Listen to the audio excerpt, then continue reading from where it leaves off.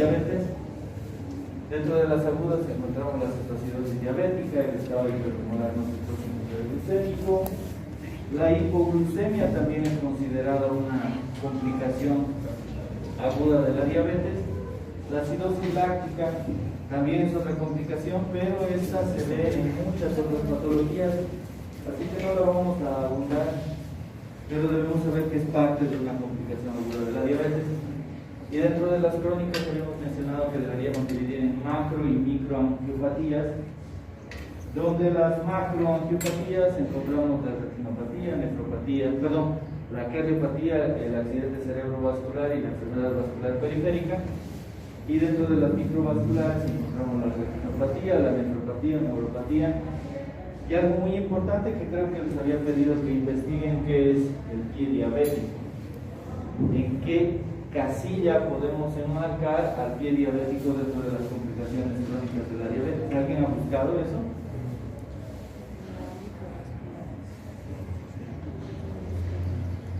¿No? Pasemos. Entonces, esas son las 4 complicaciones agudas de la diabetes. Las más importantes, las 3 primeras. 2 de hiperglucemia y una que tiene bajada de azúcar. Los factores desencadenantes, ¿sí? Es importante determinar los factores desencadenantes en los pacientes diabéticos, y más si tienen complicaciones agudas, porque no se da esto solo, ¿sí? La mayor parte de las veces se asocia a desencadenantes. Dentro de ellos puede ser déficit de insulina, puede ser iatrogénico, puede ser por infección o inflamación, un paciente que cursa, y imaginemos mujeres, que es mucho más frecuente tener infecciones urinarias, neumonías, puede estar asociado a isquemia o infarto. Sabemos de que en pacientes diabéticos la cardiopatía coronaria es silente, por lo tanto, siempre que tengamos complicaciones agudas de la diabetes tenemos que pensar en un desencadenante, eso es vital. Otro puede ser intoxicación, ¿sí? Pacientes, imaginemos, intoxicados con alcohol, que pueden estar asociados a hipoglucemia, ¿sí? Así que es importante ir asociando desencadenantes a las complicaciones. La mayor parte de las veces las complicaciones agudas vienen con desencadenantes, ¿sí? No vienen solos. Siguiente. Ya se verá. Es importante, seguramente sus libros mencionan de que la complicación más frecuente de la diabetes tipo 1 es la cetoacidosis diabética. ¿Por qué no estado hiperosmolar? ¿Alguien se ha preguntado eso?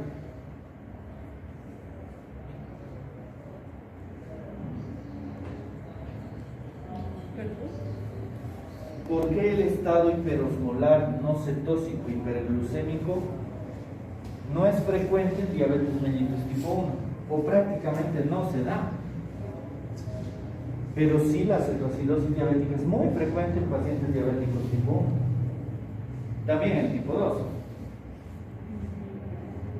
¿Alguien se ha puesto a pensar eso? ¿Alguna idea? Tal vez por la destrucción casi total. Es decir, el diabético tipo 1, justamente por lo que mencionas, tiene muy poca tolerancia a la hiperglucemia. Como no tiene insulina suficiente, no va a poder reaccionar y no va a poder. El estado hiperosmolar es lento, progresivo, pero como no hay insulina, no va a haber ese cambio. Por lo tanto, es imposible que un diabético tipo 1 tolere hiperglucemias arriba de 500 y demás. Es decir, no se va a complicar con eso. Primero se va a complicar con cetoacidosis, justamente porque no tiene nada de reserva de insulina. No llegaría a ese nivel. No llegaría a esos niveles, ¿sí? Se va a complicar primero con una cetoacidosis diabética. Y justamente es la complicación por ende más frecuente de la diabetes tipo 1 junto con la hipoglucemia. La diabetes tipo 1 es demasiado lábil, sube y baja, parece una montaña rusa. ¿sí? Por lo tanto, es importante que veamos desde ese punto de vista. Hay que manejar con pinzas un diabético tipo 1, porque si somos muy agresivos le vamos a provocar hipoglucemia. Si somos demasiado pasivos, le vamos a mantener la hiperglucemia. Así que tenemos que tratar de manejar el tratamiento de la diabetes tipo 1 en relación a la dieta que consume. Entonces, la fisiopatología en general se resume de esta forma. Hay una deficiencia de insulina en el cuadro rojo, siguiendo de una movilización y oxidación de ácidos grasos, es decir, utiliza como energía o trata de utilizar como energía los ácidos grasos, aumento cetogénico del hígado, aumento del sustrato para cetogenia y finalmente disminución del aclaramiento de cetonas, lo que va a llevar a cetosis. Por lo tanto, nosotros tenemos que romper eso para que vaya bien el paciente. ¿Le darían dieta a un paciente con cetoacidosis de moderada a grave? No deben darle dieta. Siguiente. Este es un resumen muy interesante de todos los problemas que ocurren en una cetoacidosis. Hay una disminución en la captación de glucosa, ¿sí? No está captando adecuadamente la glucosa. Hay una disminución de utilización de la glucosa, por lo tanto la principal energía en una cetoacidosis no va a ser la glucosa, van a ser los ácidos grasos. Y al utilizar esos ácidos grasos se van a empezar a liberar la cetona. Hay un aumento de la glucogénesis, y hay un aumento de la lipólisis. Siguiente. Dentro de las manifestaciones clínicas hay un montón de cosas importantes que debemos tomar en cuenta, como poliuria, polidipsia, deshidratación. El paciente va a venir muchas veces taquicárdico, el paciente va a venir con hipotensión, puede venir con cosas secas, disminución de la turgencia de la piel. Ese paciente está la mayor parte de las veces deshidratado. Hay dolor abdominal. Muchas veces pacientes con complicación aguda de la diabetes vienen con dolor abdominal, ¿sí? Podemos pensar en un sinfín de cosas, pero se asocia a dolor abdominal principalmente en epigastrio, así que debemos tomar eso también en cuenta. El íleo es muy frecuente en este tipo de pacientes. El paciente está estreñido. Hay respiración de Kussmaul. Tomemos en cuenta las respiraciones, de tal importancia que veamos la respiración, cómo respira, el olor a cetonas, el olor a manzana. ¿Alguna vez han hecho hervir manzana?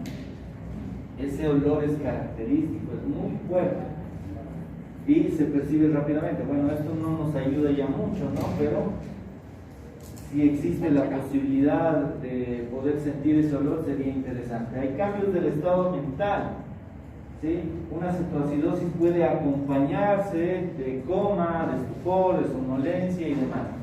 Y el hecho de que tenga esas características, alteraciones del contenido de la conciencia, se asocia a una mortalidad muy grande, de 1% dice ahí, pero si está acompañada a otras patologías, la mortalidad aumenta. Así que, nuevamente les repito, cuando vean un paciente con alteración del contenido de la conciencia, denle la importancia necesaria, ese paciente probablemente se esté muriendo. Así que tomemos muy en cuenta eso. ¿Sí?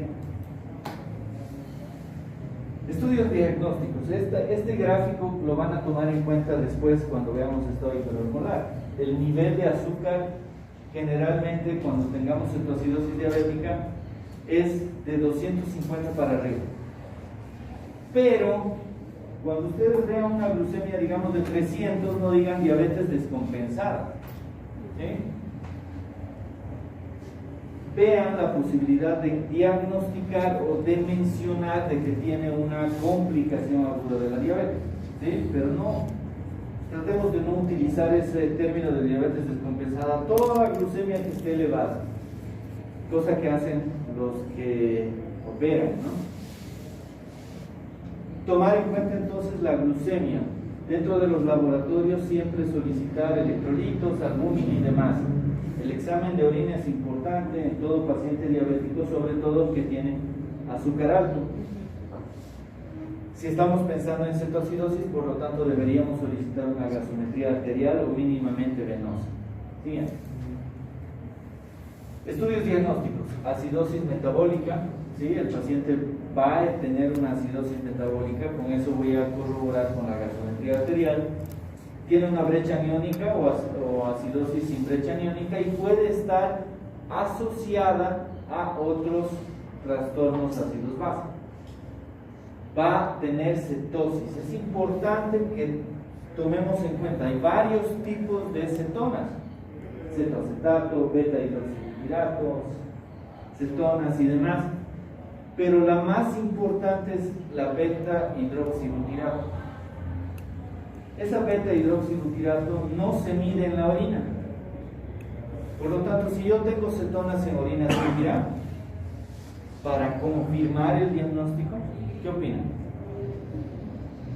La cetona, a ver, nuevamente repito, la cetona más importante para determinar que hay cetoacidosis diabética es este señor, del beta hidroxibutirato.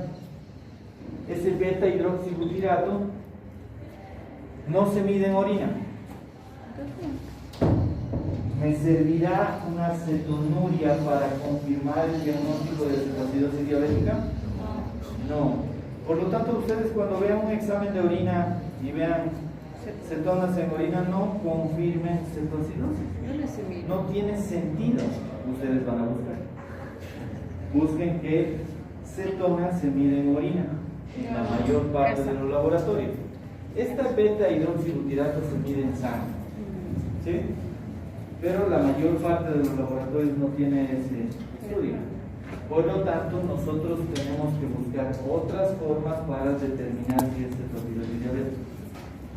Es igual, la cetoacidosis es igual que el apéndice, la apendicitis. ¿Qué es mandatorio en la apendicitis?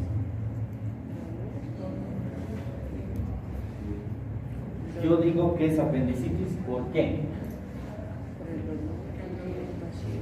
Clínica. La clínica es mandatoria. Si la clínica me dice que es apendicitis, no hay examen que valga. Claro, la tomografía es gold estándar, pero ¿qué pasa si no tengo tomografía? Le pido ecografía y no veo nada. Pero si la clínica me está gritando apéndice, apéndice inflamado, no debe pasar a la noche, si estamos en la mañana, y no debe amanecer sin que operemos al paciente. ¿Sí? Lo mismo pasa en cetoacidosis. La clínica es mandatoria y la glucemia nos va a ayudar en eso. ¿Sí? Pero la cetonuria no es confirmatoria de cetoacidosis, justamente por el tipo de cetonas que estamos midiendo. Puede estar asociado a hiponatremia, también a hipernatremia, hay que ir vigilando todo eso. Por lo tanto, es importante realizar el sodio corregido. Ustedes cuando tengan azúcares arriba de 200, corrijan el sodio. ¿Sí? ¿Cómo vamos a corregir el sodio? Sodio medido, menos 100. Ese sodio medido, ese valor lo dividen entre 100, eso lo multiplican por 2.4 y ese valor lo suman al sodio medido y les va a salir los resultados. ¿Quieren practicar esa ecuación? Sí. Calculadoras. Les voy a dar un ejemplo. ¿Sí? Sí. Muy bien, tenemos una glucemia de 350 y tenemos un sodio de 144. ¿Cómo está ese sodio? Normal, aparentemente, pero hagamos 144, glucemia de 350, hagamos el cálculo. Glucemia menos 100. Glucemia menos 100 igual sale un resultado. Más 100. Ese resultado lo dividen entre 100. Divide o disminuye. Ese resultado lo multiplican por 2.4. Ese resultado lo suman al sodio medido, que en este caso sería 144. ¿Cuánto le sale? 150. ¿Qué? 150. Igual. 150. ¿Cómo está el sodio? Está alto. Está alto, ¿no? Por lo tanto, ese sodio alto, ¿qué les está diciendo? Más 144. ¿Qué les está pidiendo ese sodio alto? Agua. Agua. ¿Sí? Necesita el paciente agua. Así que cuando vean hiperglucemias arriba de 200, ese sodio no es real, por lo tanto deberíamos corregir ese sodio. Acostumbrémonos a hacer esta situación. ¿Sí? Mientras más practicamos, mejor. Disminución o aumento de potasio. Esto es muy importante. No corrijamos hiperglucemias con insulina, sobre todo endovenosa, si no tenemos potasio. ¿Por qué? Si el potasio está en 2 y tengo una glucemia de 400 y le doy insulina, lo puedo matar al paciente. ¿Sí?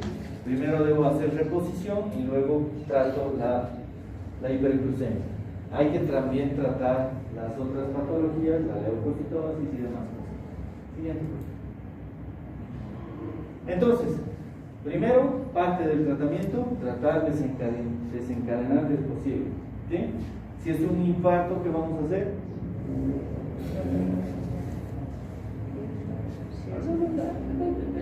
No escucho nada. ¿Qué vamos a hacer si es un infarto? ¿Ah? ¿Qué? ¿Cómo tratan el infarto?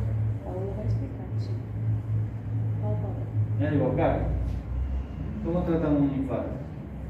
¿Han escuchado la regla de la hora dorada del infarto? ¿Qué tenemos que hacer? Cuando les llega un paciente que tenga probable infarto, ustedes tienen que estar hablando, pero mientras están hablando ya están haciendo el electrocardiograma. No pueden hablar primero, pasar resolución y demás cosas y recién hacer el electrocardiograma. Mientras están hablando, le están poniendo el electrocardiograma. Si viene una paciente ansiosa, generalmente se da en mujeres, pero también en hombres, están ansiosos y demás, mi corazón, me estoy muriendo, créanle, háganle un electro. ¿Sí? No escatimen esfuerzos. No digan, esta viene todos los días, no le voy a hacer nada. Háganle todo. Podemos estar subdiagnosticando algo. ¿Sí? Muy bien. Entonces, tratar de desencadenar. Si tengo una infección o si el paciente viene con sepsis, tengo también una hora dorada, en la cual tengo que iniciar los antimicrobianos. No puedo esperarme a iniciar antimicrobianos. Pero doctor, no tiene cultivo. Pregunta, ya han llevado infectología, ¿cuánto debería esperar? O más bien, ¿cuánto tiempo tengo de tomado el cultivo para iniciar antibióticos? O más bien al revés, perdón, ¿cuánto tiempo tengo de iniciado el antimicrobiano para tomar el cultivo? Imagínense, viene, no sé, Thais, viene con infección, está con sepsis, tengo que iniciarle rápidamente un tratamiento antimicrobiano empírico, le inicio. ¿Y cuánto tiempo tengo para iniciar el cultivo? O ya no puedo iniciar el cultivo, o ya no le puedo solicitar el cultivo. ¿Qué hago? No es al momento, antes de iniciar el tratamiento, sacan un poco de eso. Se podría, pero si no se dio las cosas, ¿podré tomar el cultivo posteriormente? ¿Cuánto tiempo tengo? 24 horas, sí. ¿Han jugado Lota? ¿Qué es eso? ¿Quién nomás? ¿Quién no menos? Ay, de No 24. se inventen, no se inventen. 6 votos. Sería bueno averiguar, Sí. ¿no? 6 horas.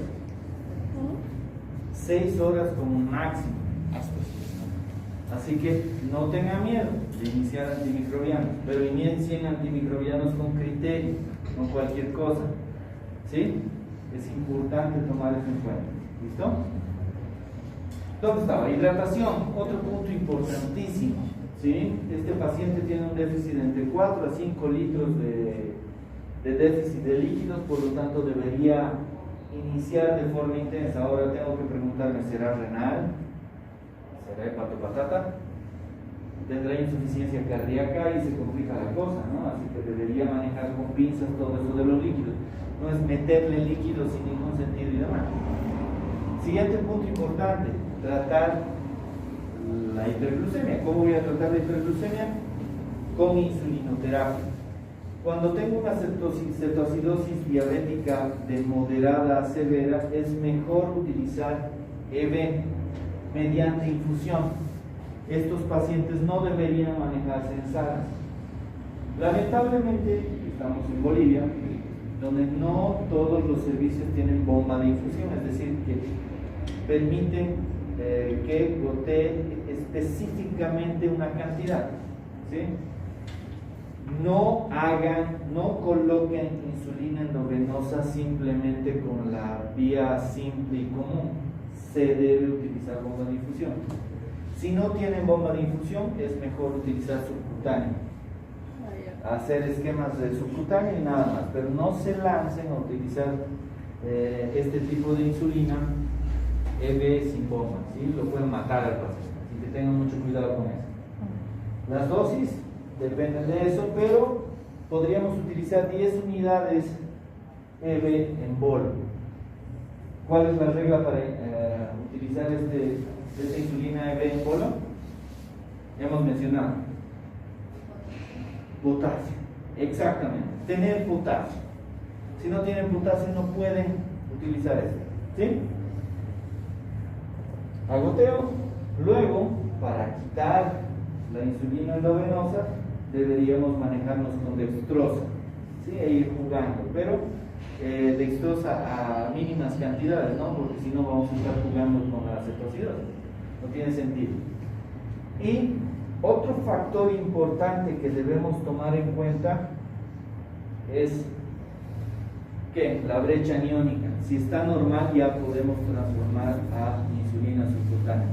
Ese es un marcador importante, por lo tanto, no solamente le voy a solicitar una gasometría, sino va a ser un seriado de gasometrías y en base a la brecha aniónica voy a decir hasta aquí es EV y voy a pasar a subcutánea. ¿Sí? Muy bien. Siguiente. Otro punto importante. Reposición de electrolitos, principalmente potasio. Debo reponer. Si tengo menos de 3.5 no debo corregir esa hiperglucemia con EV solo subcutánea y hacer la reposición. ¿Por qué? Porque le voy a provocar hipocalemia, ¿sí? Así que hay que tener mucho cuidado con el potasio. Por lo tanto, 3 pasos importantes para tratar la cetoacidosis: insulinoterapia, hidratación y reposición de electrolitos, ¿sí? Los 3 pasos más importantes. Y muy aparte de esto, tengo que tratar el desencadenante, ¿sí? Fármacos, infecciones, intoxicaciones y demás cosas. Siguiente. Una otra cosa. Este punto es importante. Antiguamente éramos expertos para dar bicarbonato. Bicarbonato aquí, bicarbonato allá. Tiene esto, bicarbonato. Pichococa, bicarbonato. Para todo bicarbonato. Tengo cetoacidosis diabética y el mejor contrarregulador el mejor contrarregulador es bicarbonato. Pero el parámetro que debo tomar en cuenta es que mi pH de la gasometría esté menos de 7. Si es así, ahí voy a poner bicarbonato. Si está 7.1, si está 7.2, no debo administrar bicarbonato. ¿Sí? Eso es importante que tome en cuenta. ¿Por qué? Porque le voy a dañar más que otra cosa. Siguiente. Esta es una tabla del tratamiento de cetoacidosis donde marca los 3 parámetros importantes: hidratación, insulinoterapia y reposición de electrolitos, con la necesidad de bicarbonato si es que fuera realmente necesario. Así que hay que siempre valorar también la natremia, ¿no? ¿Cómo vamos a valorar la natremia? ¿Alguien me dice la ecuación del sodio corregido? ¿Quién se anima? Sodio medido más 2.4 por la glucosa medida menos 100 dividido entre 100. De sodio corregido. Sodio corregido. El que ahorita nos enseñó. Sí, exacto. Traten de no animar. ¿Cómo? ¿Perdón? Sí, fíjense por qué. Es la glucemia menos 100. Sale un resultado. El resultado No se olvide poner igual en su dividido calculadora. por 2, dividido por 100. Eso. El resultado veces 2.4 multiplicamos por 2.4 resultado y lo sumamos por Sodio medido. sodio medido. ¿Está claro? ¿Sí? Cuando tenga glucemia mayor a 200.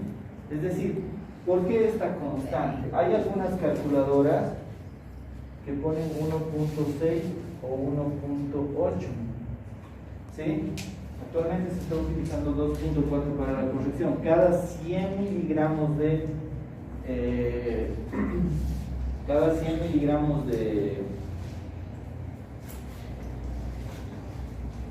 glucemia tiene aumenta 2.4 de sodio. ¿Sí? ¿Está entendido? Muy bien. Sigamos.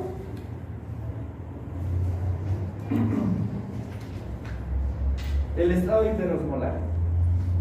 Muchas veces cuando tengamos estado hiperosmolar nos va a salir la glucemia capilar así. ¿Por qué? Porque los glucómetros no toleran tanta hiperglucemia. Algunos más de 600, más de 700 no capta el glucómetro tanto azúcar. El estado hiperosmolar es sinónimo de que el paciente necesita líquido a montones. Tiene más o menos un déficit de entre 7 a 8 litros. ¿Se imaginan ese déficit? ¿Se imaginan que ustedes necesiten tanto líquido? Es increíble. Generalmente, como ya hemos mencionado, esto se da en diabetes tipo 2, no en la 1, porque no llega el paciente tipo 1 a tanto, ¿sí? Ya se descompensa antes de llegar a esto. Prosigue. Algo importante también que debemos tomar en cuenta en el estado hiperosmolar es que el estado de conciencia, el contenido de la conciencia es muy rápidamente deteriorado, ¿sí? Por lo tanto, estupor, somnolencia y demás cosas pueden estar asociados frecuentemente. En cambio, una cetoacidosis es relativamente tolerado, sobre todo en diabéticos tipo 2. Los tipo 1 ya rápidamente también se van al coma. Entonces, la fisiopatología se trata de una hiperglucemia, hay una diuresis osmótica, es decir, está orinando demasiado, hay una depresión de volumen, hay disminución del líquido circulante, hay una azoemia prerrenal, es decir, estos pacientes por el déficit marcado que tienen de líquido pueden provocar una lesión renal aguda prerrenal. Y finalmente va a seguir aumentando la glucosa. Va a estar relacionada, por lo tanto, hiperglucemia, alteración de la conciencia, deshidratación, ausencia de cetosis. Generalmente estos pacientes no tienen cetonas y hay hiperosmolaridad. ¿Sí? ¿Cómo se calcula la osmolaridad? ¿Quién se anima? Osmolaridad plasmática. ¿Se acuerdan? De diabetes insípida. ¿Nadie? Sodio por 2, ¿sí? Katy. Levantaste la mano. Sodio por 2. ¿No? Sodio por 2. A ver, vamos a anotar. Sodio por 2 más glucemia sobre 18 más, generalmente es mejor hacer con sobre 2.8 más potasio. Si me hacen eso, suficiente. Pero si asocian esto, mejor. Y si asocian esto, no hay problema. ¿Sí? Así se mide la osmolaridad plasmática. Por lo tanto, en las prácticas ya estaba hablando con mis estudiantes sobre que estas parecen clases de matemática. Vayan practicando, váyanse dando casos. ¿Quieren hacer un caso? Sí. Muy bien. Tenemos un sodio de 100. Nuestro paciente tenía 144. 144. Tenemos una glucemia de 350. Tenemos un boom de 35 y tenemos un potasio de 5. Sodio por 2, ¿cuánto le sale? 35. ¿Perdón? 35. ¿Sodio de cuántos? 144. 35. No les escucho. 288. 5. Más 350 sobre 18. ¿Cuánto le sale?